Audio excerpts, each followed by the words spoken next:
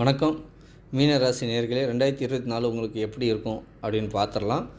இந்த 2024 உங்களுடைய கிரக நிலைகள் எப்படி இருக்குன்னு பார்த்தீங்கன்னா, உங்களுக்கு வந்து ராகு வந்து உங்கள் ராசிலேயே இந்த வருஷம் ஃபுல்லாகவே இருப்பார். 12ஆம் இடத்துல சனி பகவான் இந்த வருஷம் ஃபுல்லாகவே இருப்பார். இவங்க 2 பேரும் மாற மாட்டாங்க இந்த வருஷத்தில். மாறக்கூடிய உங்கள் குரு பகவான் வந்து வருஷ கிரகமான அவர் தான் மாறுவார். அவர் வந்து உங்கள் ராசிக்கு 2ஆம் இடத்துல இருந்து 3ஆம் இடத்துக்கு மாறுவார் 5ஆம் மாதம். சரிங்களா?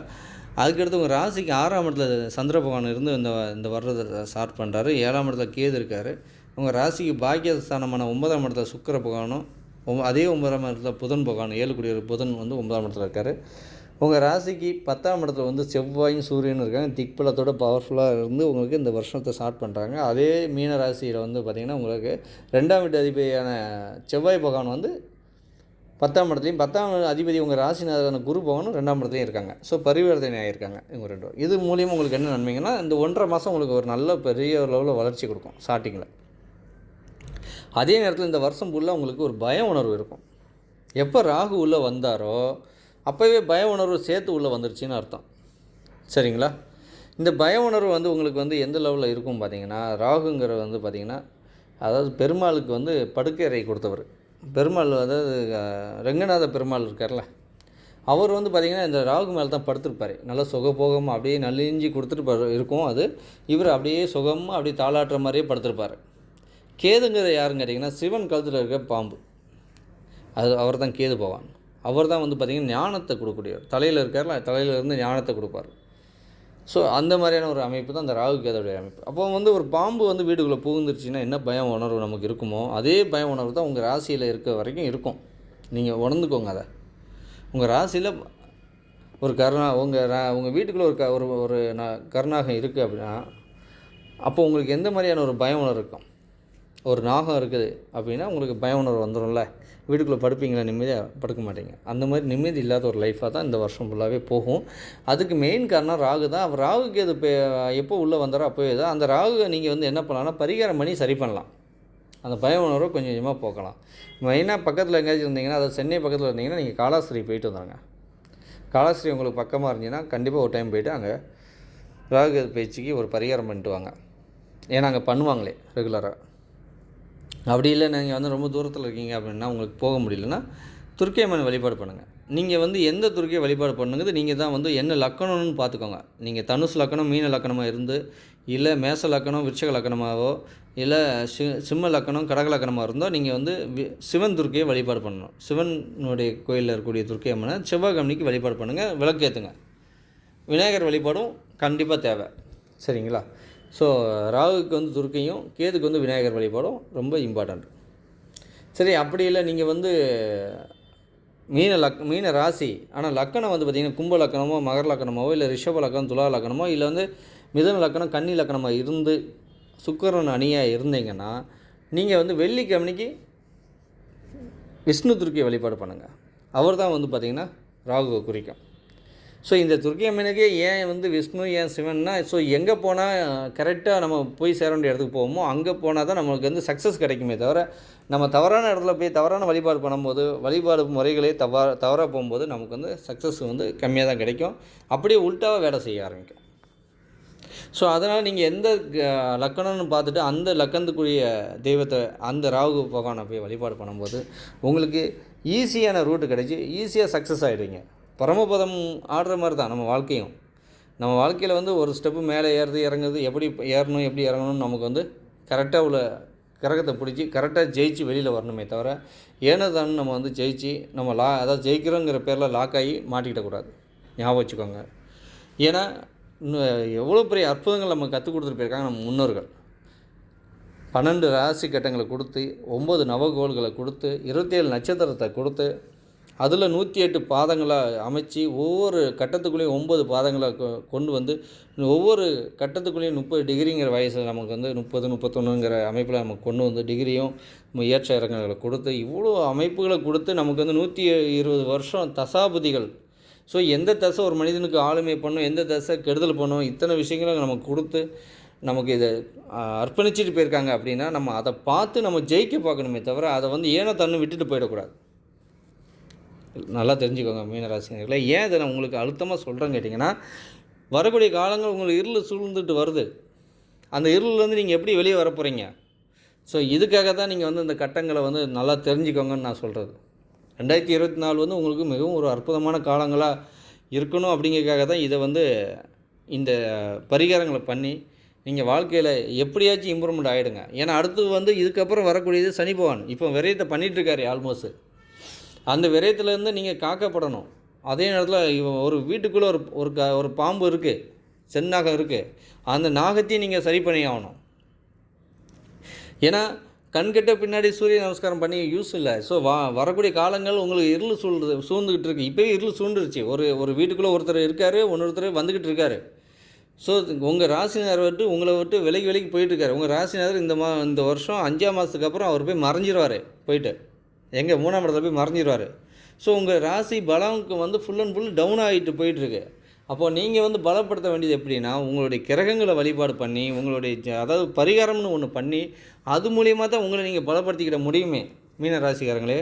ஸோ அதுக்காக தான் நான் இவ்வளோ தூரம் உங்களுக்கு வந்து இவ்வளோ விளக்கமும் நான் சொல்லிட்டு வர்றது. வரக்கூடிய காலங்கள் உங்களுக்கு இருள் சூழ்ந்துக்கிட்டு இருக்குது. ஸோ அதுலேருந்து நீங்கள் வெளியில் வரணும்.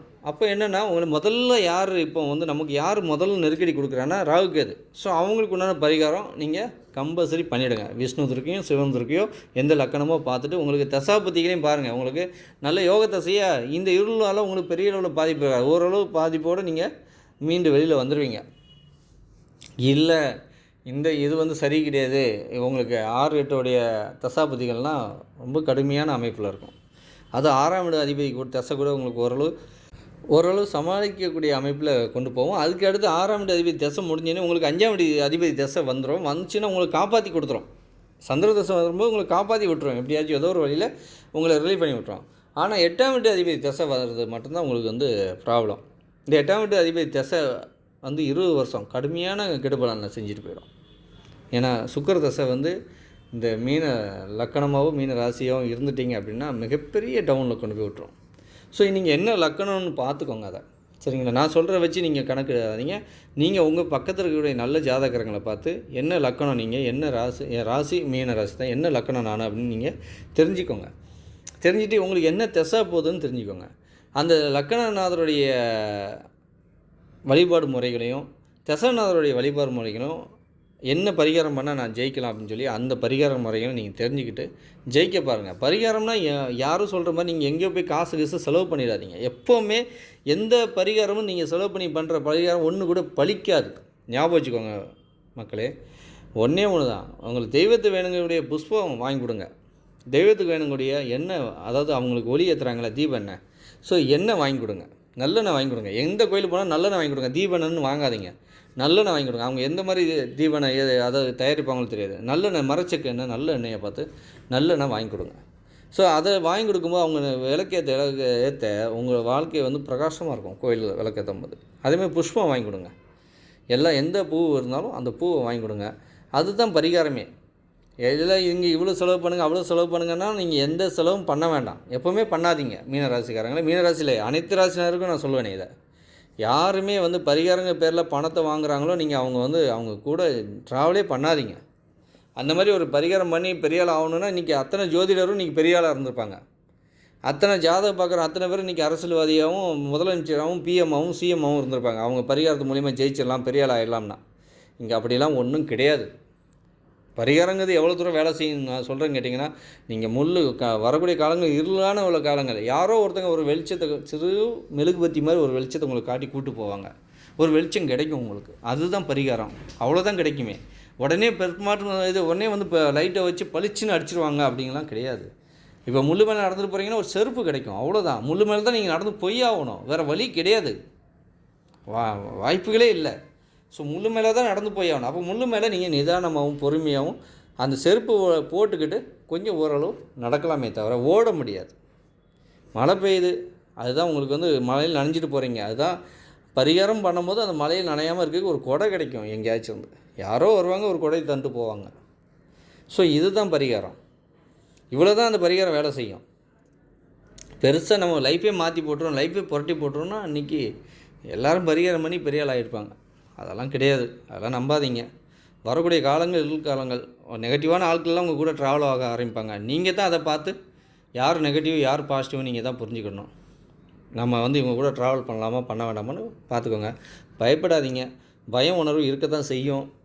ராகுவால் வரக்கூடிய அந்த பய உணர்வு, அந்த பயம் ஏதாவது இப்போ வந்து ஒரு அம்மாவாக இருந்தால் குழந்தைய நினச்சி பயப்படுவாங்க, ஹஸ்பண்ட் நினச்சி பயப்படுவாங்க, அம்மாவை நினச்சி பயப்படுவாங்க, அப்பா நினச்சி பயப்படுவாங்க, அண்ணன் தம்பி நினச்சி பயப்படுவாங்க. ஸோ அந்த பயம் வந்து யாருக்காக எதுக்காக வருதுங்கிறதே தெரியாது. ஆனால் வந்துக்கிட்டே இருக்கும்.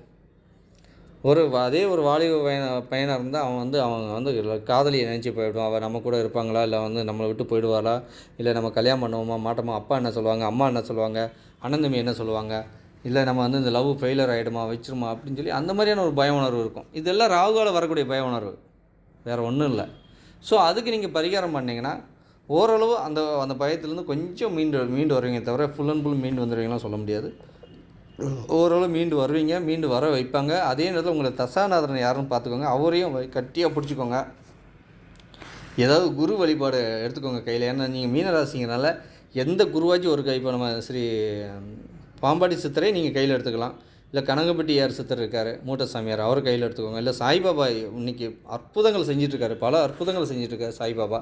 அதாவது ஒவ்வொரு தெய்வங்களுக்கும் இறைவனே அதாவது அந்த தெய்வத்துக்குள்ளே இருந்து, அதாவது தெய்வங்கள்லாம் நவகோள்கள் கட்டுப்படுது, நவகோள்கள் தெய்வத்துக்கு கட்டுப்படுறாங்க. இதுதான் இதுவே. அதே மாதிரி தான் குரு வழிபாடுகளும். நம்ம தெய்வத்தை போய் நேரடியாக சந்திக்கிறது ரொம்ப லேட்டாகும். குரு வழிபாடு பண்ணிங்கன்னா ரொம்ப ஈஸியாக சீக்கிரமாக அவங்கக்கிட்ட நெருங்கிடுவீங்க. அவங்க உங்களுக்காக இறைவன்கிட்ட மன்றாடுவாங்க. ஸோ எந்த குருவை பிடிச்சிருக்கோ உங்களுக்கு, உங்கள் மனசுக்கு யாரை பிடிச்சிருக்கோ, பாம்பாட்டி சித்தரை பிடிச்சிருக்கோ, அவருடைய ஆசீர்வாதம் நீங்கள் கேட்குற அனைவருக்கும் உண்டு. இப்போ நீங்கள் கேட்டிருக்கீங்க அனைவருக்கும் இந்த பாம்பாட்டி சித்தருடைய ஆசீர்வாதம் உங்களுக்கு முழுமையாக கிடைக்கும். ஏன்னா நான் அவ்வளோ தூரம் அவரை வந்து நேசிக்கக்கூடிய நபர் நான். சரிங்களா? ஸோ உங்களுக்கு இந்த வரக்கூடிய காலகட்டங்கள் உங்களுக்கு மிகவும் அற்புதமான காலகட்டங்களாக உங்களை மாற்றி கொடுக்கணும் அப்படின்னு நினச்சிக்கிறேன் நான். ஸோ ஏதாவது குரு வழிபாடு, குருவை வந்து கெட்டியாக பிடிச்சிக்கோங்க. இந்த காலம் வரக்கூடிய காலங்கள் இருள் காலங்கள் வந்துக்கிட்டு இருக்குது, நெருங்கிட்டு இருக்குது. குரு வழிபாடு பண்ண உங்கள் வாழ்க்கை பிரகாசமாக அமையும். மிகப்பெரிய சக்ஸஸை கொடுப்பீங்க. இந்த வருஷம் வந்து பார்த்திங்கன்னா உங்களுக்கு வந்து ஸ்கோர் வந்து பார்த்திங்கன்னா ரொம்ப கம்மி தான் கொடுக்க மாதிரி சூழ்நிலையாக இருக்குது. நீங்கள் பரிகாரம் பண்ணிங்கன்னா அந்த ஸ்கோர் தானாகவே மேலோங்கி வந்துடும். இப்போ ராகு ராசியில் இருக்குது, பயமுறுத்திட்டு இருக்காரு. நீங்கள் துர்க்கையம்மன் வழிபாடை வந்து ரெகுலராக ஃபாலோ பண்ணிக்கோங்க. நம்ம கட்டங்களை கண்டுபிடிச்சதே வாழ்க்கையில் முன்னேற்றத்தை அடையணுங்கிறதுக்காக தான். இப்போ கொஞ்சம் இருள் சூழ்ந்துருக்கு. ஸோ அதனால் கொஞ்சம் டவுனாக இருந்தால் கூட வரக்கூடிய காலங்களில் உங்களுக்கு சாதகமாகவே இருக்கும். சரிங்களா? மிகப்பெரிய சக்ஸஸ் கொடுப்பீங்க மீனராசி நேயர்களே. பயப்படாதீங்க, தன்னம்பிக்கையோடு இருங்க, தைரியமாக இருங்க. வெற்றி உங்களுக்கு தான், கொஞ்சம் லேட்டாக கிடைக்கும், அவ்வளோதான். சரிங்களா? ஆனால் எல்லாருக்குமே இங்கே ஏற்றமும் இறக்கமும் கடந்தது தான் வாழ்க்கையே. ஸோ நிச்சயம் நல்லா வருவீங்க, நல்லா இருப்பீங்க மீனராசி நேயர்களே. உங்களுக்கு மிகப்பெரிய சக்ஸஸ்க்கு உண்டான அமைப்புகள்லாம் வரக்கூடிய காலகட்டங்களில் கிடைக்கும். ஆனால் இப்போ தற்காலிகமாக அதெல்லாம் கொஞ்சம் தள்ளி போய் இருக்குது. நீங்கள் இருக்கக்கூடிய காலகட்டங்கள் நீங்கள் வந்து இப்போ தெய்வ வழிபாடு பண்ண உங்களுக்கு மிகப்பெரிய சக்ஸஸை கொடுக்கும். நல்ல ஒரு வாழ்க்கையில் இம்ப்ரூவ்மெண்ட் ஆவீங்க. கொஞ்சம் மாதம் நம்ம மாத பலனை ஃபாலோ பண்ணுங்கள். ஓரளவு அதில் ஒரு சில பரிகாரங்கள்லாம் சொல்ல உங்களுக்கு அந்த பரிகாரம் பண்ண பெரிய அளவில் வளர்ச்சி அடையக்கூடான வாய்ப்புகள்லாம் கிடைக்கும். எல்லோரும் நல்லா இருக்கணும். நல்லா இருக்கிறதுக்கு மட்டும்தான் இந்த இவ்வளோ நேரம் டைம் வரைக்கும் நம்ம ஜாதக பலனை கேட்டுட்ருக்கீங்க. மிகப்பெரிய சக்ஸஸ் ஆகி வருவீங்க. அப்படி நம்பிக்கையோடு இந்த 2024 உங்களுக்கு சிறப்பாக இருக்கட்டும். வணக்கம்.